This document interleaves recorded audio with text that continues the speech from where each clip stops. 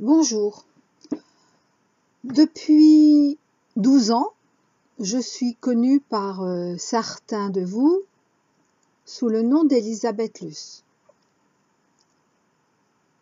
Mon nom sur cette chaîne est Sarah Tavra. Parce que ce poste sera certainement le seul. Je ne sais pas encore, mais en tout cas, il y en aura très très peu. Cela en fonction de la volonté de mon être réel. C'est pourquoi je vous demande, au cas où il y aurait une personne qui souhaiterait s'abonner, de ne pas le faire. J'utilise ce moyen parce que je n'en ai pas trouvé d'autres, mais je ne suis pas du tout douée en informatique. Car à la base, je voulais simplement mettre un lien sur mon site, mais un lien audio. Parce qu'il y a 3 jours, les êtres de lumière m'ont demandé de partager pour la première fois un message vocal concernant certains points sur les flammes jumelles. Je ne suis plus channel, mais ce n'est pas pour ça que je n'entends plus, bien au contraire. J'entre donc dans le vif du sujet. Il y a actuellement, et ce depuis des années, des sites, des livres, des vidéos sur le phénomène flamme jumelle. Je ne vais pas dire la vérité, ni même mon petit bout de vérité, si ce n'est un tout petit bout de mon petit bout de vérité. Il est bien évident qu'il s'agit de compréhension que je vis, que j'ai vécue, mais liée et reliée à ce que j'entends depuis l'invisible à ce sujet. Par rapport à chaser, runner, ex-chaser, ex-runner, switch, masculin, féminine, yin, yang, dominante yin, dominante yang, etc. Je ne comprenais plus trop bien parce que je pensais être pour ma part chaser yang, et puis j'ai entendu des chasers yin, et donc du coup je me suis dit qu'est-ce que c'est encore ça? Alors j'ai demandé. Et j'ai entendu de la part d'Ashtar que cela n'aurait même plus aucune importance d'ici peu de temps. C'est la seule réponse que j'ai entendue, en tout cas sur cette question précise. Alors, je vais dire ce que j'avais entendu depuis 2 ans, en fait, de manière, disons, plus précise à ce sujet. Et comme d'habitude, et ce depuis le début que j'ai partagé sur Internet, via mon site, je ne vais pas me faire beaucoup d'amis. Car pour moi, le collectif Flamme Jumelle, en tout cas que moi j'appelle ainsi, est constitué en fait de 144 000, les fameux 144 000, qui depuis le début visait directement les couples flammes jumelles, en tout cas le collectif flammes jumelles. Et donc je ne sais déjà plus ce que je disais, donc je reprends. Il y a aujourd'hui incarné sur Terre, dans notre dualité, 144 000 couples, âmes jumelles et flammes jumelles, constituant le collectif flammes jumelles. En fait, il y a 144 couples de flammes jumelles stricto sensu, c'est-à-dire une seule âme dans deux personnes incarnées, en l'occurrence un homme et une femme, et la différence, à savoir 143 856, sont des couples d'âmes jumelles, c'est-à-dire deux âmes incarnées dans deux personnes, et là encore un homme, une femme. Alors c'est vrai que certaines parlent de couples homosexuels. Moi je dirais pourquoi pas transsexuels, bisexuels, après tout. En revanche, ce qui est certain, en tout cas de mon point de vue et de ce que j'ai pu entendre et comprendre directement de ma guidance intérieure, c'est que sans doute dans des vies passées, un homme avec un homme, une femme avec une femme, toutes les expériences, oui, bien sûr. Mais là, nous arrivons à un tournant, je dirais même au tournant essentiel de cette ascension présente. Car il y a eu, je ne me souviens plus, on est à la 5e ou 6e, je ne me souviens plus ce que m'avait dit Gaïa. Bon, oui, ok, Gaïa me dit 6e. Nous sommes à la 6e ascension, comment dire, de son corps que l'on appelle la Terre. Et donc, à cette dernière étape, avant ascension, les couples appartenant, constituant le collectif flamme jumelle, ne peuvent être qu'un homme et une femme. Les couples d'âmes jumelles, l'homme peut être à dominante yang ou yin, la femme idem. En revanche, pour les 144 couples de flammes jumelles stricto sensu, c'est la femme qui était chaser et l'homme runner. J'en suis arrivée à cette compréhension parce que je connais personnellement, dans mon cercle privé, deux couples qu'aujourd'hui je sais que je peux appeler d'âmes jumelles. Au départ, c'était flammes jumelles. Je ne faisais pas cette différenciation.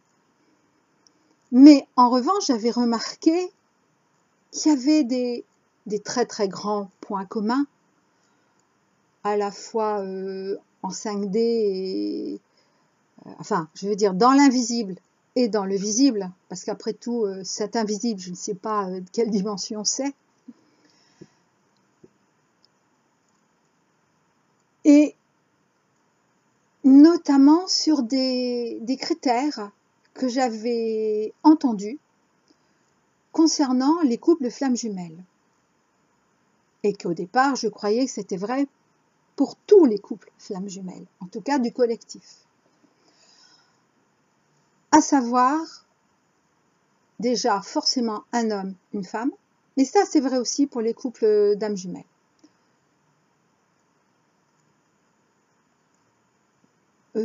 Pour les couples de flammes jumelles stricto sensu, les critères, disons, minimum communs, parce qu'il y a aussi des nuances là entre chaque couple, et heureusement.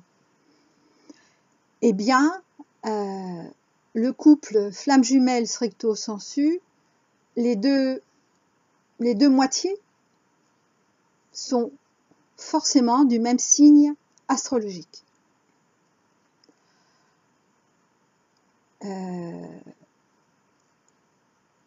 C'est la femme qui s'est forcément occupée on va dire, du monde spirituel, tandis que l'homme du monde matériel. Répartition des tâches. Parce que personne ne peut tout faire. En revanche, dans les couples d'âmes jumelles, et notamment c'était le cas pour l'ami que je connais, l'ami IE, qui est tout à fait, et ça depuis toute petite également dans cette sphère, on va dire, spirituelle, hein, en tout cas en conscience, et pourtant, sa dominante était yin. Et donc je ne comprenais pas, puisque j'avais entendu que la dominante, en tout cas au départ, de la femme dans le couple flamme jumelle était yang et chaser. Et elle était yin et runner. Donc je ne comprenais pas. Pourtant, c'est ce que nous avions toutes les deux entendu, parce qu'elle est également, c'est un bien grand mot, hein, parce qu'en réalité, je ne sais pas comment dire, mais on va dire qu'elle est médium également, mais elle entend en tout cas l'invisible. Et à plusieurs reprises, car nous travaillons ensemble, nous avions entendu les mêmes choses sans nous l'être communiquées. C'est seulement après en avoir parlé qu'on a vu qu'on avait reçu les mêmes infos. En revanche, pour ce qui nuance les couples d'âmes jumelles et les couples de flammes jumelles, on n'avait pas entendu les mêmes choses.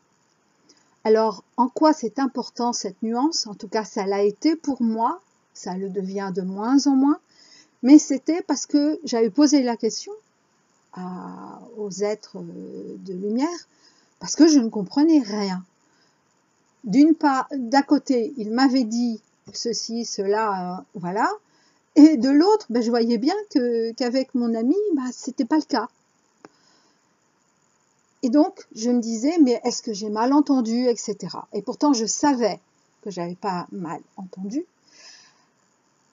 Autre critère également d'importance, et c'était également une nuance avec mon ami IE, parce que j'ai également un ami qui est dans un autre couple d'âmes jumelles, qui lui, pour le coup, est connecté à la spiritualité depuis de nombreuses années et bien avant de connaître son autre.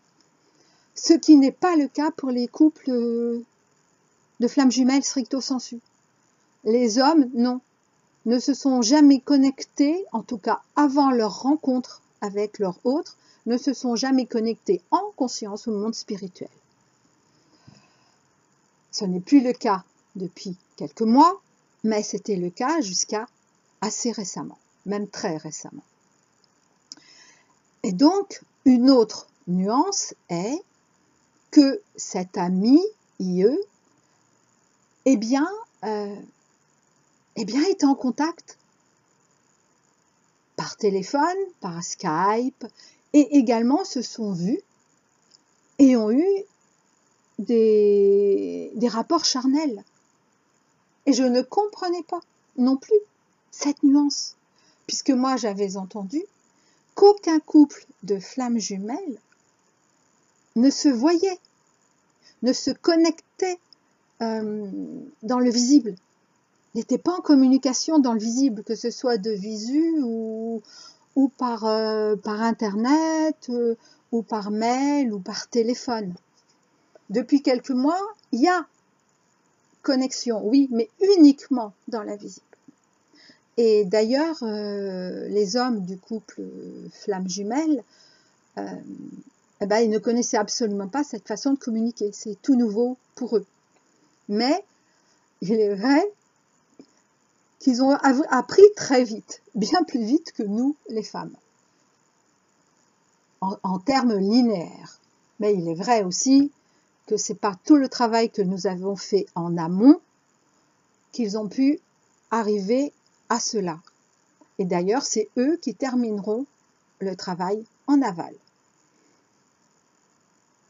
Et donc, ces nuances faisaient que je ne comprenais plus rien. Et quand j'ai entendu que m'ont dit, et notamment mon guide de couple invisible, quand il m'a dit, et qui est guide de couple du collectif, quand il m'a parlé de cette nuance, alors j'ai mieux compris. Alors pourquoi dans le collectif des flammes jumelles et des âmes jumelles? Et d'ailleurs, les âmes jumelles sont bien, les couples d'âmes jumelles sont bien plus nombreux. En fait, pour chaque couple de flammes jumelles, il y a en travail, en lien, en travail c'est possible, travail visible c'est possible, mais essentiellement invisible, comme en reliance, essentiellement dans l'invisible, 999 couples d'âmes jumelles pour un couple de flammes jumelles. Parce que si c'est difficile d'être en couple d'âmes jumelles, parce que c'est quelque chose de complètement nouveau pour la grande majorité de ces couples, en tout cas incarnés aujourd'hui en conscience, ça l'est encore plus pour les couples de flammes jumelles qui, disons que la voie est plus ardue et plus sèche. Mais ce n'est pas parce que des couples d'âmes jumelles seraient ensemble aujourd'hui, ou en tout cas ayant des liens dans le visible, que leur travail est terminé pour autant, et que c'est forcément plus facile.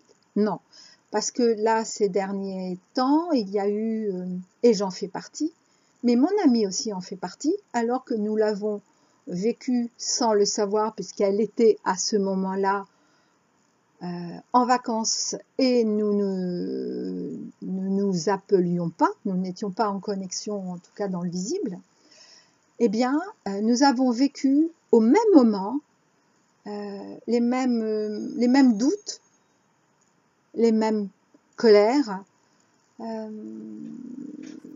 parce que pour ceci, pour cela. Mais ça, vous pouvez écouter les autres vidéos, il y en a qui le disent vraiment très très bien.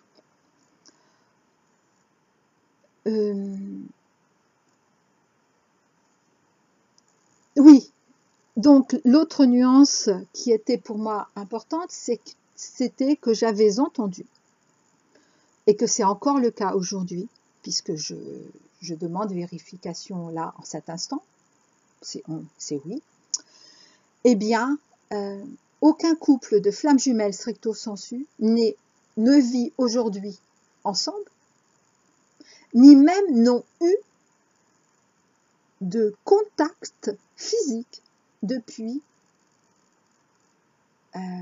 leur séparation, depuis la séparation. Et donc, évidemment, encore moins de relations sexuelles.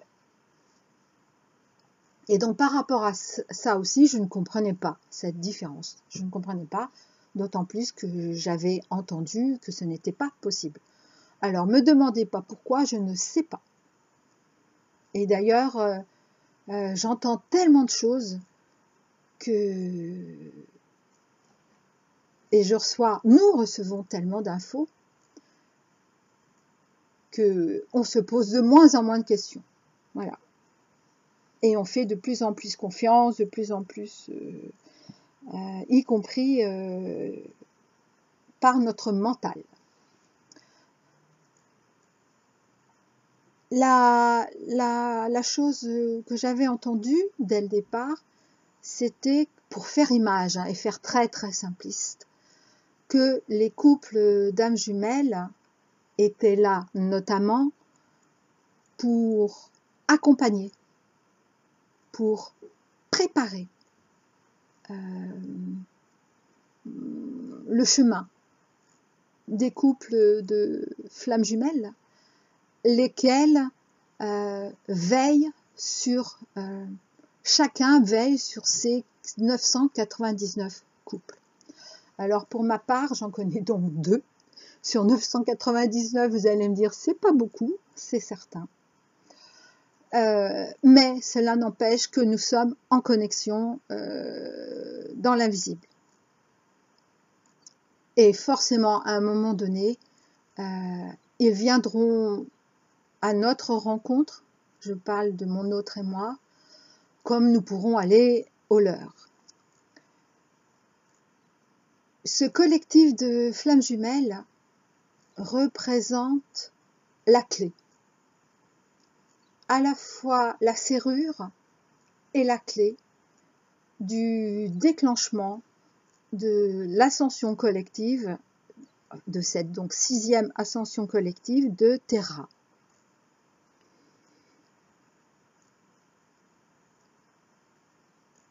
Mais c'est surtout une prophétie.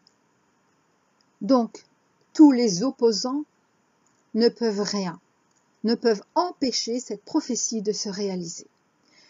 Mais il est vrai, et ce n'est pas possible, mais supposons que ça le soit, que si pour une raison ou une autre le collectif flammes jumelles, c'est-à-dire le collectif flammes jumelles, c'est-à-dire le collectif de ces deux manifestations gémellaires dans un couple, ne se réalisait pas, c'est-à-dire les retrouvailles,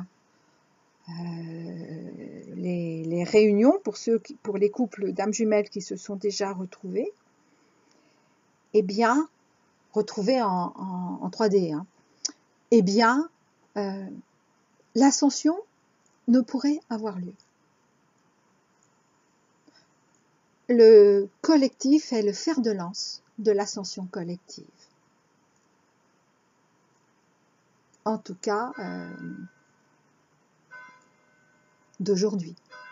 Je ne sais pas ce qu'il en était pour les 5 précédentes. Et d'ailleurs, je ne souhaite pas le savoir parce que j'ai bien suffisamment à faire avec les infos dont je dispose. Donc, pour en revenir à la terminologie, de se battre, oh, c'est un peu fort, de diverger concernant ah ben non, le chaser, il est forcément yin, ou il est forcément chaser, ou il est forcément yang. Vous voyez, j'en perds mes mots. Ou c'était lui le conscient, l'ex-conscient, etc., etc. Et bien, ça n'a plus de sens. Mais dès maintenant, ça n'a plus de sens. Le sens, c'est homme et femme. Alors c'est vrai que on pourrait croire que j'ai quelque chose contre l'homosexualité. Pas du tout. Ni contre ni pour d'ailleurs. Et j'ai d'ailleurs un frère qui est homo et ça ne me pose aucun problème. Car je conçois tout à fait et j'accepte et ça me choque absolument pas. Et je sais que l'amour, et heureusement, peut exister entre un homme et un homme, entre une femme et une femme. Bon, après, il y a toujours le problème aussi des hermaphrodites, etc. Mais dans ce cas-là, ils ne sont pas du collectif. Voilà. Ça ne veut pas dire qu'être âme jumelle ou flamme jumelle, l'un soit mieux que l'autre ou plus important, pas du tout. Parce que sans les âmes jumelles, les flammes jumelles ne pourraient pas exister aujourd'hui sur Terre, en tout cas à continuer leur incarnation. Car ce chemin est vraiment très, très, très, très difficile. Ce n'est pas facile pour les âmes jumelles qui se sont retrouvées, puis séparées, puis retrouvées, ce n'est pas facile. C'est pas ça que je veux dire. Comme ce n'est pas facile non plus les couples d'âmes sœurs, comme ce n'est pas facile non plus les couples, on va dire, d'âmes amies ou ou les couples karmiques, etc. Non, non, évidemment, aucun chemin n'est facile en incarnation, tant qu'on n'a pas compris, accepté entièrement ce qu'on est, ce qu'on représente. Et un éléphant n'est pas supérieur à une mouche, il n'est pas pour autant inférieur. Donc un couple de flammes jumelles stricto sensu n'est pas supérieur à un couple d'âmes jumelles, qui n'est pas supérieur à un couple d'âmes sœurs, etc. Non, car l'important c'est d'aimer et d'être aimé. Et c'est pour ça que très bientôt, mais je ne sais pas quand, en revanche j'ai reçu cette info et j'ai la confirmation là, ça n'aura plus aucune importance. Mais pour l'instant, ces nuances ont encore de l'importance pour nous. Pour moi, mais je peux comprendre que les nuances sur chaser, runner, sur masculin, féminine, est une importance pour certains, mais pour moi, ça n'en a plus. Et pourquoi il n'y a pas, comment dire, d'homosexualité en tout cas dans le collectif des 144 000, c'est simplement une question de cohérence, d'unité entre l'intérieur et l'extérieur. Intérieur, nous avons tous, qu'on soit homo ou pas, un masculin et un féminin, le couple intérieur.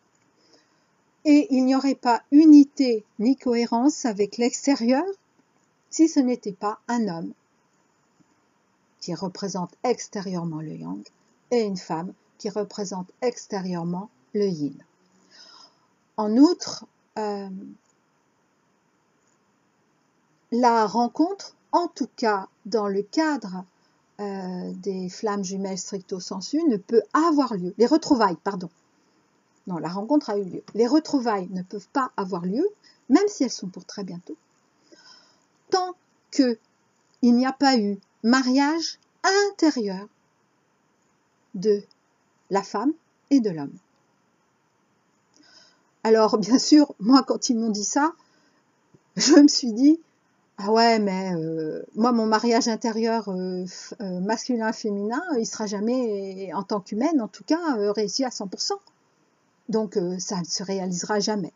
Et là, ils m'ont répondu que bien évidemment, ça ne sera pas à 100%. Et même, ce n'est pas souhaitable, en tout cas. Si l'on veut accomplir notre ordre de mission, l'ordre de mission de notre âme, hein, évidemment, pas de notre personnalité. Parce que dès lors, 100%, ça voudrait dire qu'on n'est plus incarné. Ça ne veut pas dire que ce serait pas bien, ça veut dire que c'est pas ce que notre âme a choisi. Et notre âme a choisi ça, et là quand je parle de notre âme, je parle des deux moitiés d'âme, a choisi ça depuis très très très très longtemps. Alors on pourrait dire des milliards d'années, et ce ne serait pas faux. Dans le temps divin linéaire, je ne sais pas comment dire. Comme on pourrait dire aussi, c'était il y a une seule seconde du temps divin. Voilà. Car le temps divin n'est pas le temps linéaire. Donc une seconde ou des milliards d'années, ça n'a même pas de sens au niveau du divin. Et en disant ça, je sais que c'est vrai, mais c'est pas pour ça que je sais que c'est vrai, que je sais ce que ça veut dire exactement. Pas du tout. Pourquoi ? Parce que qu'on l'accepte ou non, qu'on le veuille ou non, nous sommes incarnés dans un monde duel et nous sommes toujours en monde duel. Notre pensée est duel, notre cerveau est duel, notre fonctionnement est duel.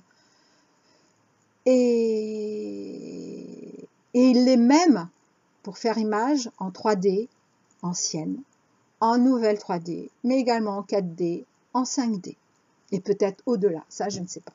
Mais en tout cas pour ces trois 4, 5 pour ces 4, oui. De ça, en tout cas, c'est ce que j'ai entendu.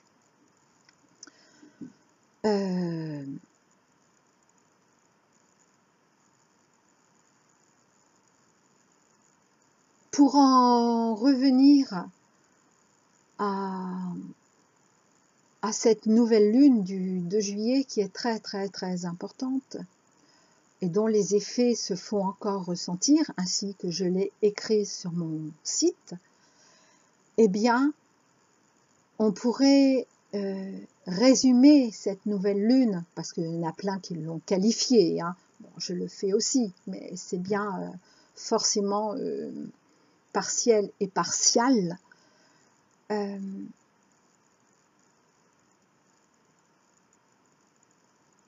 Le collectif Flammes Jumelles ouvre la voie.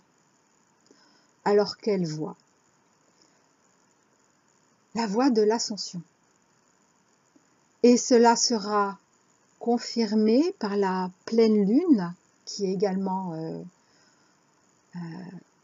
en éclipse, cette fois-ci de lune, du 16 juillet 2019, qui également fera ressentir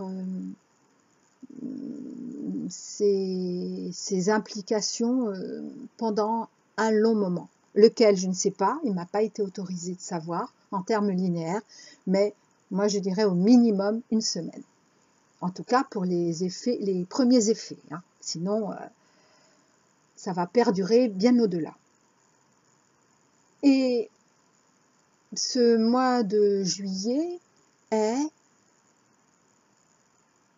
ce qu'on pourrait appeler par excellence le premier mois, en tout cas jusqu'en 3D, le premier mois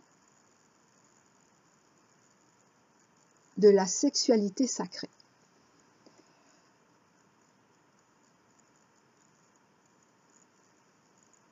J'en reviens au mariage intérieur. Oui, j'ai oublié de vous dire, enfin, il y a tellement de choses que j'oublie et que je vais oublier parce qu'il y a tellement de choses.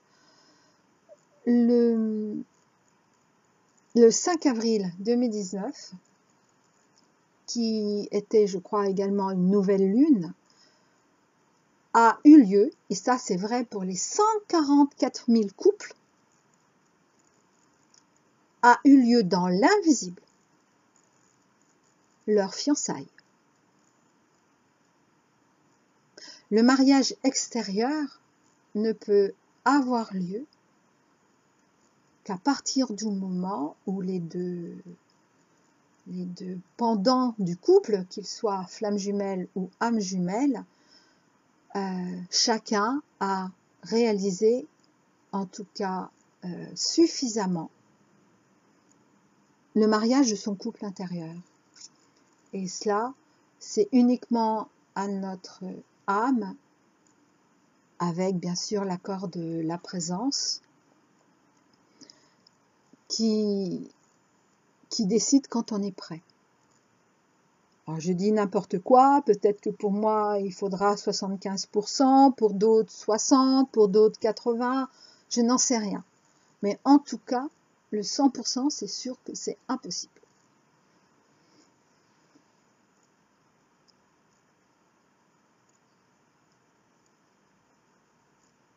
Je vérifie si je termine maintenant ou pas, si j'aurais autre chose à dire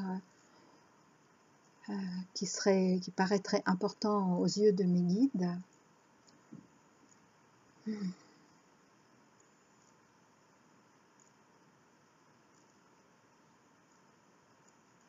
Oui, ce 2 juillet 2019, et donc c'est encore vrai aujourd'hui, 3 juillet, et ça le sera encore vrai pendant quelques jours, correspond également à l'accession, à l'accès à une porte, on peut appeler aussi portail ou un seuil, et que ce portail est l'accès au chemin de vérité, au chemin de l'étoile de vérité. Et ce chemin étant celui aussi qu'on peut appeler le chemin d'ascension. Car jusqu'à maintenant, aucune de nous n'était sur ce chemin. Nous étions tous sans exception à côté. Mais depuis ce 2 juillet, et cela sera confirmé le 16 juillet par la pleine lune,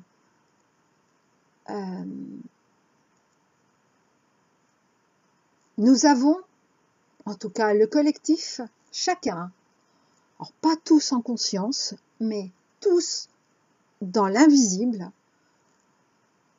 ont ouvert cette porte, ou plutôt ont vu que la porte était ouverte, et sont en train de la franchir. L'ont franchie, vont la franchir, ou sont en train de la franchir. Mais ce n'est pas parce que cette porte est franchie que cela veut dire que l'ascension va être là tout de suite. Non, non. C'est simplement, on va dire, ça y est, on y est. C'est le dernier chemin, si on pouvait dire ça comme ça. C'est quand on dit tous les chemins mènent à Rome, tous les chemins mènent à l'ascension, eh bien, on est là, on est arrivé au centre de tous ces chemins, et qui est maintenant le chemin d'ascension, mais qui est, comment dire, à la fois vertical et horizontal, et je dirais même dans toutes les dimensions, pas uniquement, et même dans 3 dimensions, 4, 5, je ne sais pas.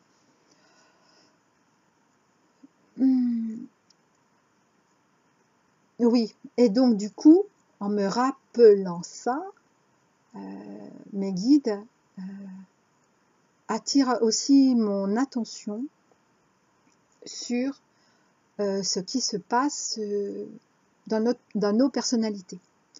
Jamais le divin ne nous a demandé de tuer notre personnalité, de tuer ou de faire taire nos émotions. Au contraire, à partir du moment où nous n'acceptons pas, nous n'accueillons pas tout ce qui est ou tout ce qui fait qu'on peut être aujourd'hui en état d'incarnation dans la dualité,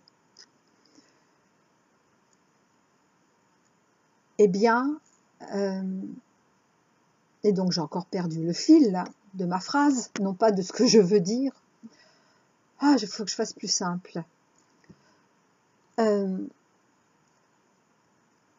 n'avons pas à tenter de museler nos émotions quelles qu'elles soient de colère, qu'elles soient de peur, qu'elles soient de culpabilisation, de doute, etc. Car même quand nous croyons, et bien sûr, je l'ai cru aussi, avoir réglé ceci ou cela, de facto, un événement, une situation, une personne, quelque médium que ce soit, nous rappelle que nous ne sommes pas encore réalisés. Sinon, nous ne serions plus incarnés. Et donc, quand des personnes mettent en commentaire, par exemple, ah mais moi, pas de problème, je peux attendre mon autre, il vient quand il veut, dans un mois, dans un jour, dans un an. Moi, c'est bon, je suis dans la patience, je suis en état de paix, etc., etc. Ça ne veut pas dire qu'elles mentent. Non, non, non. Parce que c'est vrai. Au moment où elles le vivent, au moment où elles l'écrivent. Sauf que, et bien sûr, j'ai connu aussi cet état, et heureusement. Sauf que les émotions reviennent. Pourquoi ? Parce que plus on essaye de les refouler, de les mettre sous le tapis, de les mettre dans notre inconscient, ou de ne pas s'en occuper, de ne pas regarder, elles vont se taire, un moment, mais elles vont revenir. Donc, l'objectif, ce n'est pas d'avoir des émotions, parce qu'on en a tous. C'est d'accepter d'être à l'intérieur de ces émotions et non pas à l'extérieur. Parce que dans ce cas-là, on se retrouve à nouveau à côté. Donc à côté de nous, à côté de qui nous sommes, de ce que nous sommes réellement. Et notre personnalité, eh bien, va évoluer aussi via l'ascension. Oui, parce que ascension, c'est l'évolution. Mais elle ne va pas changer dans le sens, tout à coup, moi, Elisabeth, avec mon tempérament de latine, je vais tout à coup devenir très calme, très monocorde. Non, non, ça, ce n'est pas possible. D'ailleurs, c'est ainsi aussi que nous reconnaissons les vibrations des êtres qui communiquent avec nous dans l'invisible, parce que chacun est différent. Hein. Alors évidemment, par rapport à nous, ils sont bien plus dans la paix, dans la bienveillance, dans l'amour, évidemment. Hein. Mais malgré tout, il y a des nuances. Ashtar, ce n'est pas Maître Germain, ce n'est pas la fée des 3 jours, ce n'est pas, je ne sais pas, ce n'est pas Sananda. Non, non, non, non. Même si certains sont plus proches que d'autres, oui. Hein, ce n'est pas Bouddha, etc.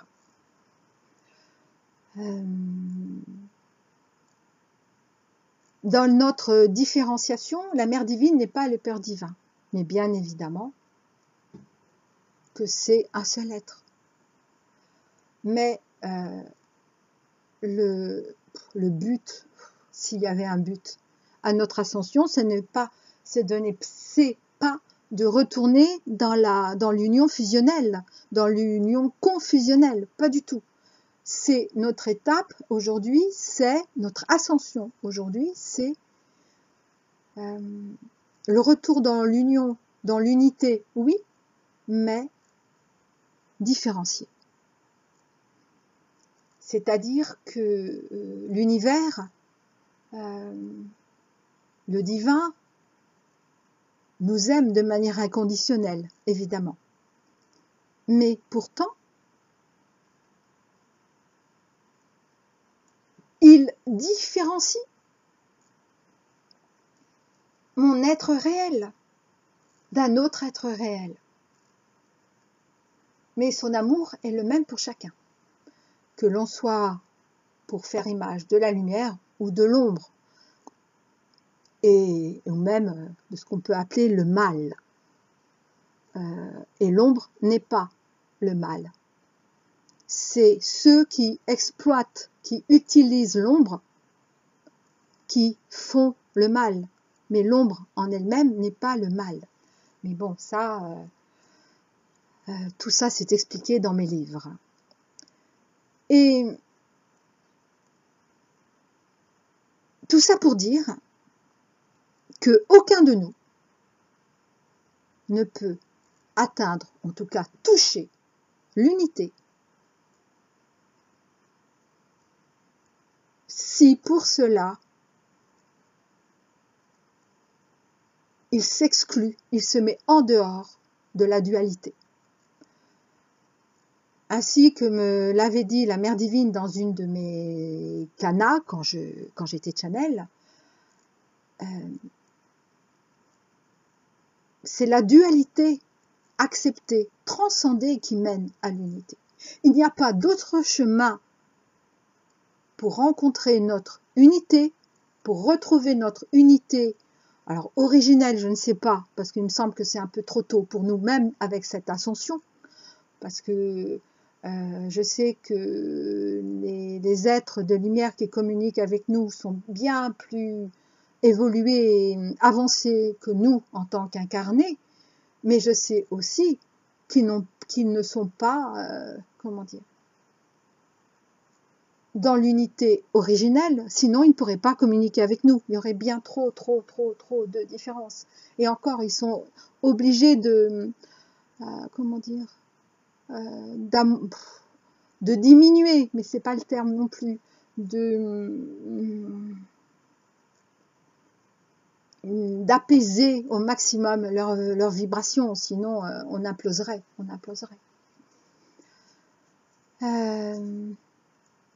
Bien, je voulais partager donc ces petits points que je pourrais appeler d'ordre et de clarté. En tout cas, pour certains à qui cela parlera, d'autres, ça ne parlera pas du tout, au contraire, ça va même choquer. Ce n'est pas mon objectif, mais ce n'est pas non plus mon objectif de convaincre. Non. Si j'étais même la seule à penser ça, ça ne me dérangerait absolument pas. Donc voilà, donc pour moi aujourd'hui, l'important dans les vidéos ou les textes que nous pouvons lire ou entendre à ce sujet, c'est s'il y a encore une différenciation, et il y a encore une différenciation, c'est celle un homme, une femme. Voilà. Un homme en très grande voie d'accomplir son mariage intérieur face à une femme en très grande voie d'accomplir son mariage intérieur. Je vous remercie de m'avoir écouté.